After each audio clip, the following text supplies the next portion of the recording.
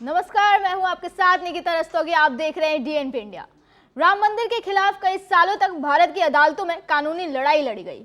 इसको लेकर न जाने कितने दंगे हुए, न जाने कितनी जाने गई, जिसके बाद 9 नवंबर 2019 का वो दिन जब सुप्रीम कोर्ट ने एक फैसला सुनाया जिसके अनुसार 2.77 एकड़ की पूरी विवादित जमीन को राम मंदिर निर्माण के लिए दिया गया, जबकि मुस्लिम पक्ष को 5 एकड़ जमीन मस्जिद बनाने के लिए दी गई।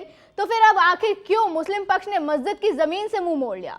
आखिर क्यों अब तक उस 5 एकड़ जमीन पर बाबरी मस्जिद का निर्माण नहीं हुआ? वो सब मैं आपको बताऊंगी, लेकिन उससे पहले बता दें कि मुस्लिम पक्ष की तरफ से हो रही इस ढिलाई को देखते हुए अब बीजेपी ने एक नई मांग उठा दी है, जिससे सियासी हलचल तेज हो गई है। दरअसल बीजेपी नेता रजनीश सिंह ने यूपी के मुख्यमंत्री योगी आदित्यनाथ को एक पत्र लिखा, जिसमें उन्होंने सीएम से मस्जिद के लिए दी गई जमीन को वापस लेने की मांग उठाई। उन्होंने पत्र में लिखा कि मुस्लिम समुदाय की तरफ से मस्जिद बनाने के लिए कोई कोशिश नहीं की जा रही है। उनका इरादा वह मस्जिद बनाने का कभी नहीं था, बल्कि मस्जिद के बहाने कले को बनाए रखना था। साथ ही बड़ा आरोप लगाया कि मस्जिद की जमीन का इस्तेमाल जिम्मेदार शख्स अपने निजी फायदे के लिए कर रहे हैं। उन्होंने जोर देकर कहा कि नमाज अदा करने के लिए मस्जिद की जरूरत नहीं है। अयोध्या मस्जिद ट्रस्ट के अफसरों को सुप्रीम कोर्ट के आदेशों के अनुपालन में जमीन का इस्तेमाल करने के लिए सख्त निर्देश जारी करें और ऐसा ना कर पाने की हालत में सरकार को वो जमीन वापस करने के निर्देश जारी किए जाएं, ताकि इसके गलत इस्तेमाल को रोका जा सके। वह इस मामले में अयोध्या मस्जिद ट्रस्ट के सचिव अतहर हुसैन ने बात करने से साफ इनकार कर दिया। चलिए अब बताते हैं कि क्यों अब तक बाबरी मस्जिद का निर्माण नहीं किया गया। 22 जनवरी 2024 ये वो तारीख जब अयोध्या में बने भव्य राम मंदिर का उद्घाटन हुआ। इस दिन मंदिर में रामलला की प्राण प्रतिष्ठा बड़ी ही धूमधाम से की गई, जिसमें कई बड़े नेता, अभिनेता और बड़े बड़े उद्योगपति शुमार थे।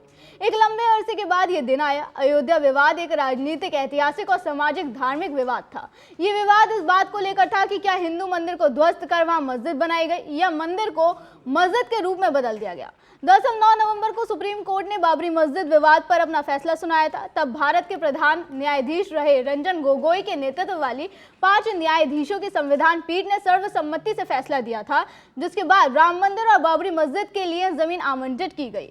मुस्लिम पक्ष को बाबरी से 22 किलोमीटर दूर धन्नीपुर में ये जमीन आवंटित की गई। आदेश के बाद साल 2020 में सरकार ने मस्जिद के लिए सुन्नी सेंट्रल वक्फ बोर्ड को जमीन सौंप दी थी।